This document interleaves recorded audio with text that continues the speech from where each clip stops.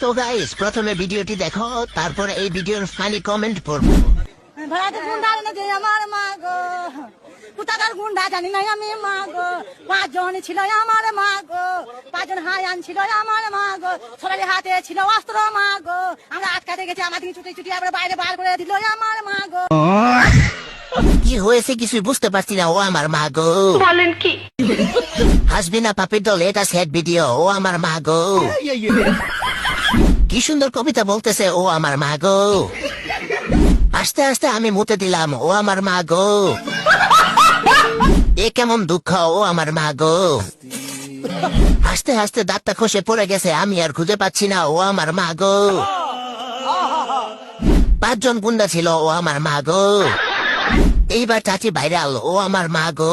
বলেছো এই ভিডিওতে লাইকে তো কম কেন, ও আমার মা গো।